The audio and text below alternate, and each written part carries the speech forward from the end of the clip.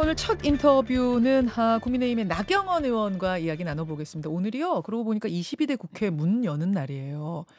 어, 다시 국회에 복귀하는 소감이 어떤지 그리고 여러 가지 현안들 산적해 있습니다. 나경원 의원의 이야기 들어보죠. 나 의원님 어서 오십시오. 네, 안녕하세요. 반갑습니다. 야, 22대 국회 문 여는 첫날 오랜만에 다시 국회로 복귀하는 소감이 어떠십니까? 뭐 정말 꿈과 희망에 부풀어야 되는데 암담합니다. 왜 암담하세요? 사실 21대 국회 마무리하는 걸 보면서 끝까지 이 정쟁으로 얼룩진 국회를 보면서요.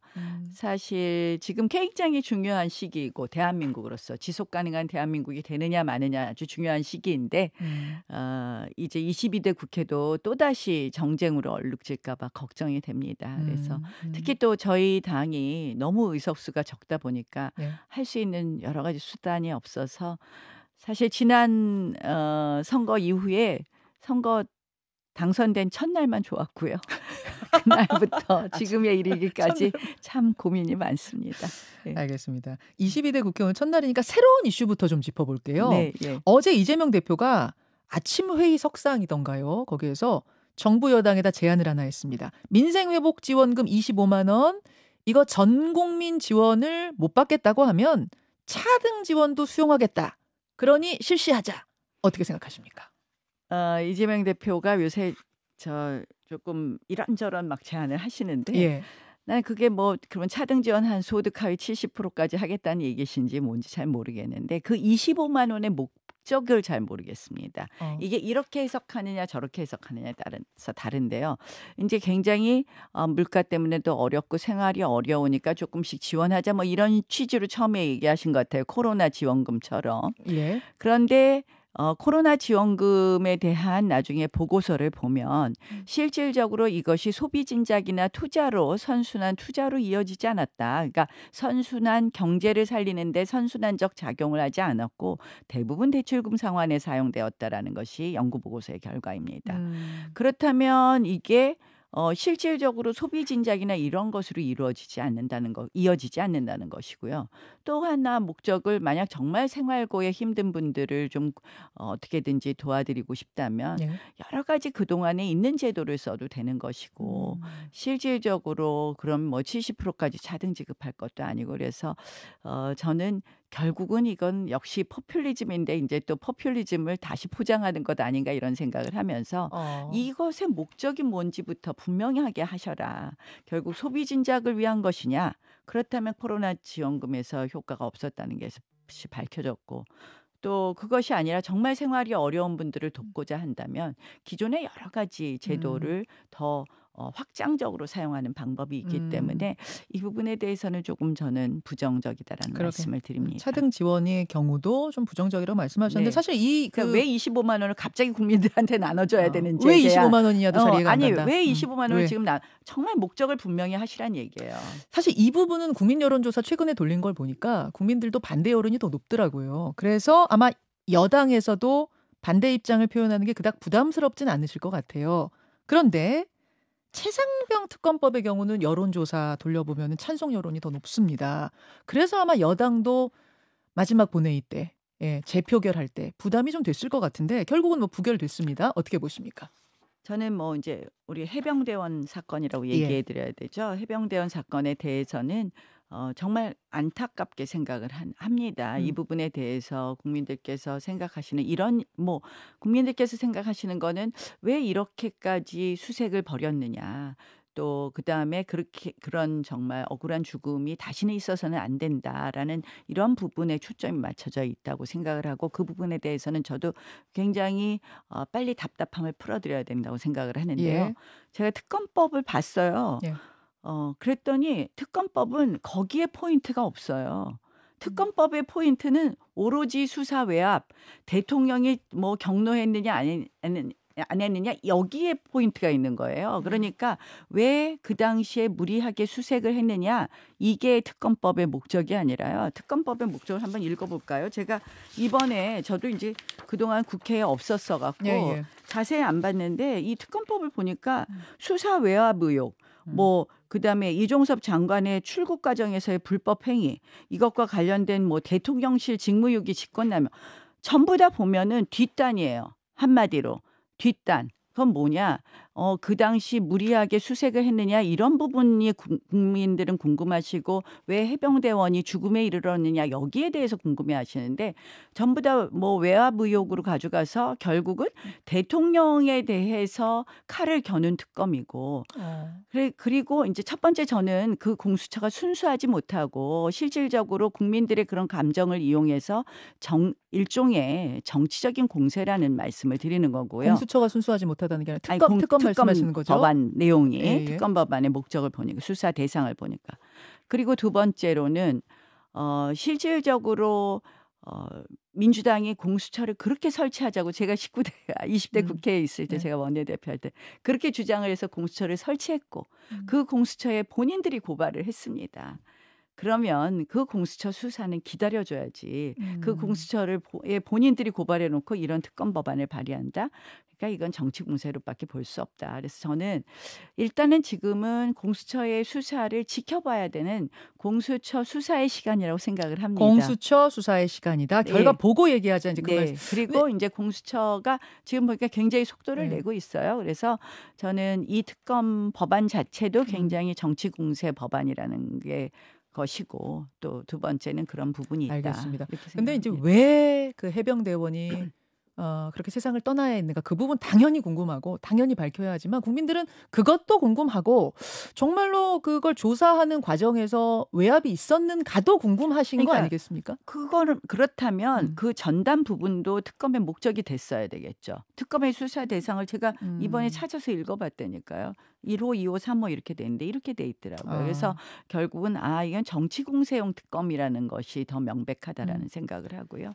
그래서 정말 국민들은 사실은 그냥 최상병 특검 그러면 그거겠지 하고 생각하셔서 아마 찬성 여론이 저도 당연히 그래 그건 명명백백하게 한 점 의혹도 없이 모든 것이 밝혀져야 돼. 왜냐하면 다시는 그런 죽음이 있어서는 안 되는 거거든. 아하. 그런데 이게 그거를 좀 거꾸로더라고요. 착각하시다 보니까 그럼 여론조사가 이렇게 저는 나온 면도 상당히 있다. 우리도 설명을 알겠습니다. 저희가 부족하게 했다라는 생각도 많이 합니다. 그러면은 22대 국회에서 민주당이 재발의를 했을 때 지금 1호 법안으로 다시 이 최상병 특검법을 발의한다고 합니다. 이르면 오늘 발의할 수도 있다. 지금 그런 얘기가 나오거든요. 다시 해도 대통령은 또 거부권을 행사하실 거라고 보세요? 저는 제가 거듭 말씀드리지만 본인들이 공수처에 고발했기 때문에 이거는 공수처 수사의 시간이고 이 수사의 시간이 끝나면 미진한 것이 있고 수사 과정이 문제가 있다 하면 당연히 그때 가서 특검을 받을 것이냐 말 것이냐 재논의를 할 수 있다 이렇게 생각합니다. 그러면은 또 이제 재표결 상황이 또 올 수도 있는데. 그래서 제가 보면 제가 22대 국회 답답하다는 것이 다른 게 아니에요. 이 특검만 내놓는다 그랬어요. 민주당이 지금 특검 한 6개쯤 내놓는다 그럽니다. 그러면은 국회가 늘 이제 특검을 받느냐 마느냐의 공세로 가니 우리가 지금 제가 22대 국회가 해야 될 가장 중요한 것 대한민국의 지속 가능성이라고 말씀드렸습니다. 대내외 위기, 저출산, 기후변화 여기에 대한 법안은 언제 하고 여기에 대해서는 언제 논의할까요? 과연 국민들이 저희가 특검이라는 전국 하에서 늘 정치 공세 정쟁만 일삼는 것을 과연 기다려 주시겠냐. 저 이러다가 국회 무용론으로 국회 해산하라고 국민들이 그러실 것 같아요. 국회 해산하라고 그럴 거고. 이렇게 일 안 하고 맨날 싸움질만 하냐 이럴 것 같습니다. 알겠습니다. 요거 하나는 좀 그래도 질문을 드리고 넘어가야 될 것 같은 게 그 대통령 경로설 조금 전에도 말씀하셨는데 그 최근에 이런 부분이 드러났어요. 작년 8월 2일 해병대 수사단이 최상병 사건 그 조사 자료를 경찰에 이첩하던 그날 그리고 그걸 다시 이제 회수해 오고 뭐 박정훈 단장이 해임되고 하던 그날 대통령과 당시 국방부 장관이 3차례 통화를 했다. 이거 결국은 3차례나 통화한 거 보면은 뭔가 외압을 행사한 거 아닌가 대통령이 뭐 이런 이야기. 그래서 정청래 민주당 최고위원은 어제 박근혜 전 대통령 탄핵의 결정적 계기가 된 타블릿 PC, 그 태블릿 PC와 이제 비슷한 트리거가 될 거다. 뭐 이런 이야기도 했거든요. 어떻게 보십니까?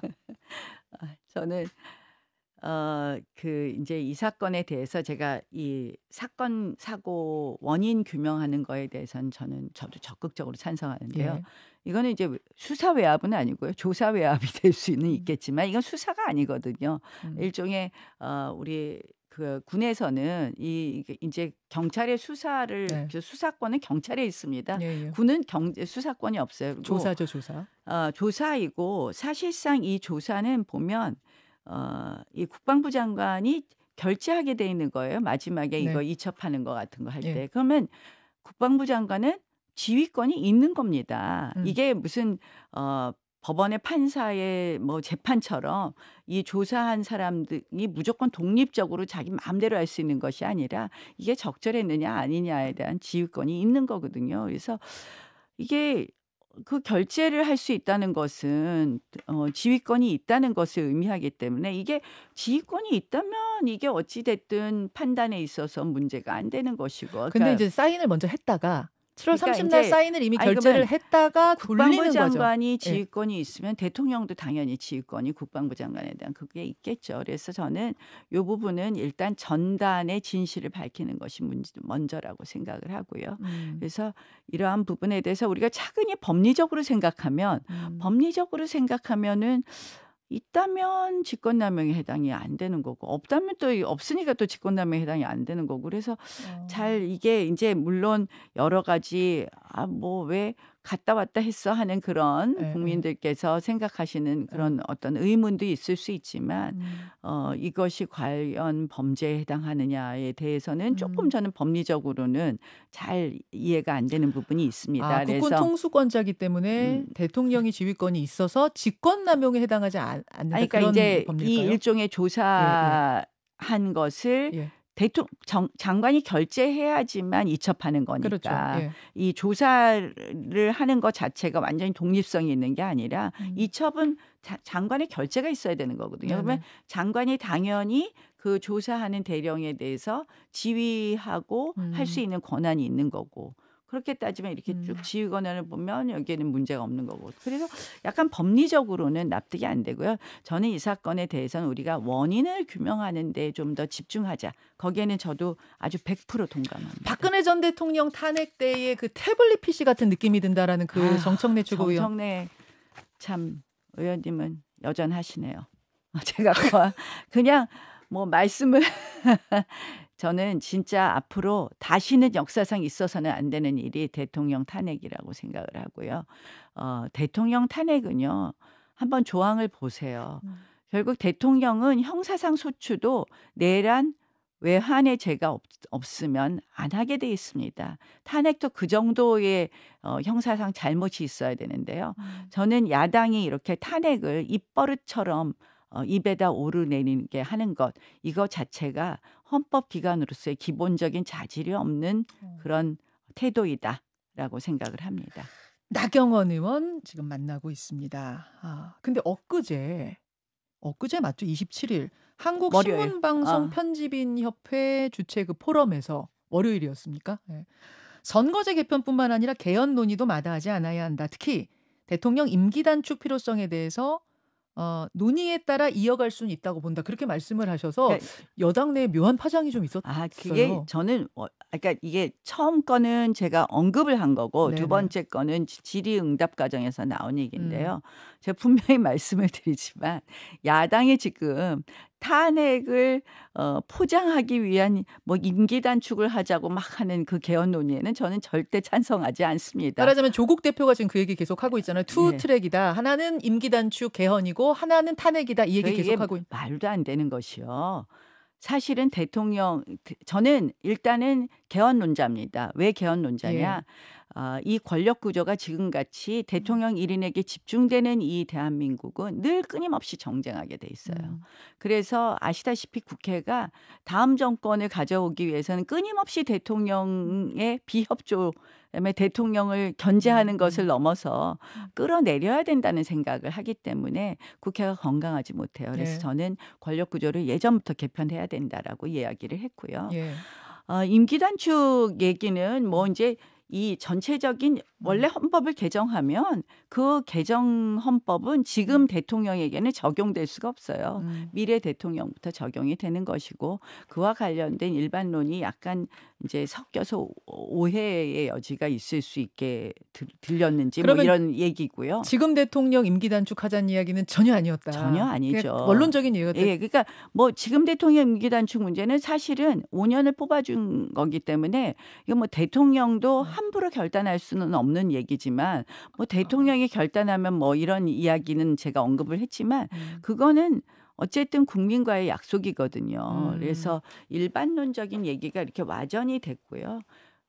저는 사실은 이번에 국회에서 권력구조 원포인트 개헌하고 네. 그리고 선거구제에 대해서는 우리가 다시 살펴봐야 된다. 아, 일단 연동형 비례제의 문제점을 차치하고라도 실질적으로 지금 저희가 득표율과 이 의석수는 차이가 많이 있습니다. 네. 저희가 득표율에서 조금 못 얻은 거에 비해서는 지역구 의석수를 많이 잃었는데요. 이거는 그만큼 많은 사표가 발생한다는 것이거든요.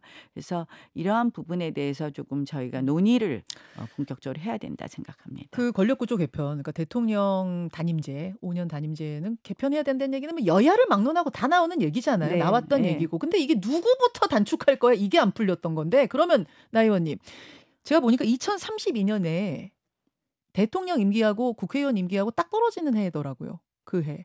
그럼 그때를 목표로 지금 여야 의원들이 뭐 구두 합의가 얼마나 법적으로 효력이 있을지 모르겠습니다만 그래도 지금 여야 22대 국회에서 그런 것들을 합의를 하는 뭐 이런 방식은 가능합니까? 이제 그거는 아마 4년 중임제나 이런 거 할 때 네. 선거가 지금 우리가 너무 많으니까 네. 선거 임기를 이렇게 좀 조정해서 선거를 같은 해에 있게 하자 이런 거잖아요. 한 번에 있게 하자.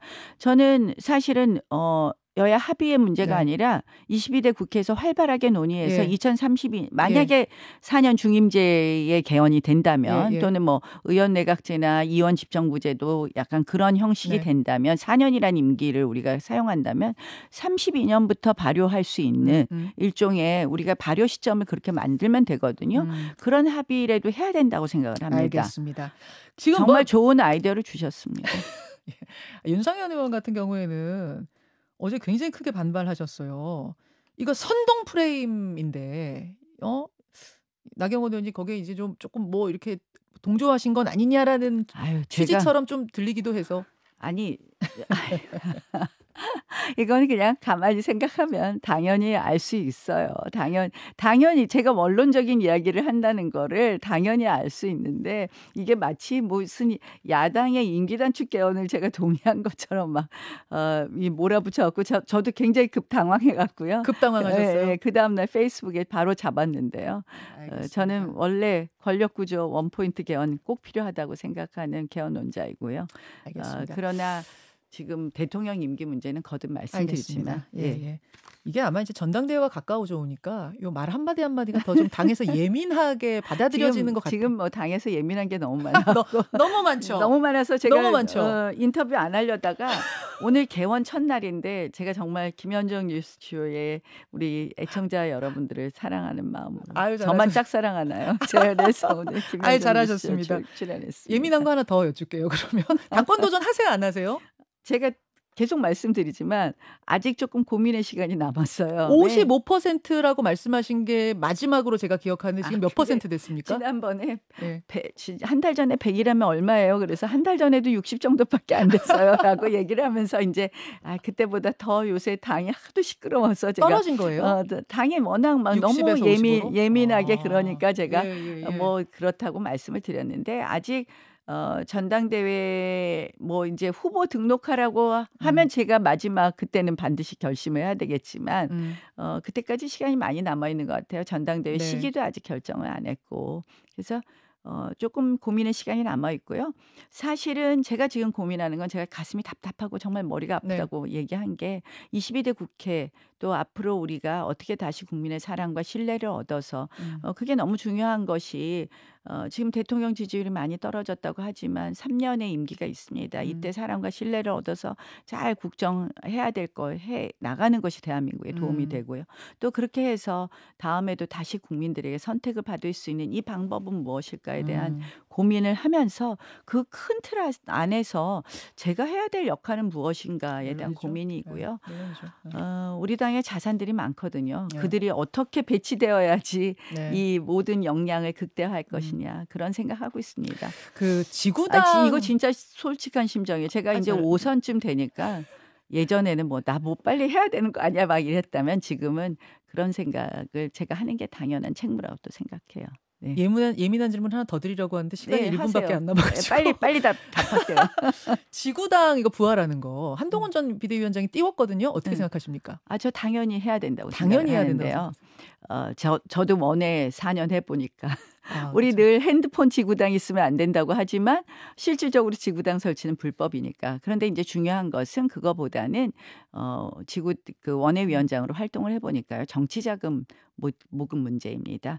원내 의원들은 정치자금을 모금할 수 있고 우리는 못해요. 원외는 그렇죠. 못하게 돼 있죠. 네. 근데 사실은 또 그걸 풀어준다고 해서 과연 또 정치자금이 잘 모일 것이냐. 그래서 참 어려운 문제예요. 비용의 문제, 돈의 문제를 어떻게 해결해 줄 것이냐. 어느 정도 중앙당에서 지원을 해줄 것이냐.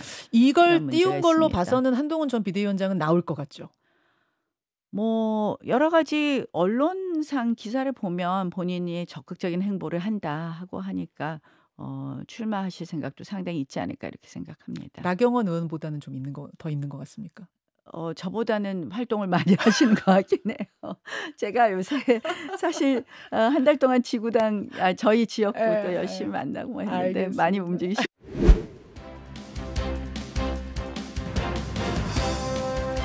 김현정의 뉴스쇼 2부 출발합니다. 나경원 의원하고 이야기를 하다가 인사를 못하고 1부가 끝이 나버려서 또 22대 국회 첫날인데 인사는 하고 가셔야 되니까 제가 좀 잡았어요. 그래서 한동훈 전 비대위원장이 나경원 의원 출마 가능성보다는 조금 더 높은 것 같다. 요거 하다가 마이크가 꺼져버렸거든요. 아니 꼭 또 이제 또 기사 되겠네. 제가 이제 앞으로 정말 국회도 더 사랑받고 우리 당도 더 사랑받도록 저도 열심히 노력하겠습니다. 예. 저도 요새 보니까 지지율이 너무 제가 요새 많이 빠졌던데 좀 많이 사랑해 주세요. 열심히 하겠습니다. 출마가 해서 아까 그 55에서 지금 인터뷰 끝나고 나서 조금 더 올라갔습니까? 우리 김현정 선생님과 애청자 여러분들이 도와주시면 조금 올려보겠습니다. 여기까지 오늘 인터뷰 나누고요. 22대 국회 오늘 첫날 아까 말씀하신 것처럼 정쟁 계속되는 국회가 아닌 국민들 보기에 눈살 찌푸려지는 국회가 아닌 민생을 위해서 국민 위해서 힘쓰는 국회 국민 보기에 좋은 국회로 만들어주시기를 당부드리겠습니다. 네, 진심을 다하겠습니다. 오늘 귀한 시간 고맙습니다. 네, 고맙습니다. 국민의힘 나경원 의원 만났습니다. 김현정의 뉴스쇼는 시청자 여러분의 참여를 기다립니다. 구독과 좋아요, 댓글 잊지 않으셨죠? 알림 설정을 해두시면 평일 아침 7시 10분 실시간 라이브도 참여하실 수 있습니다.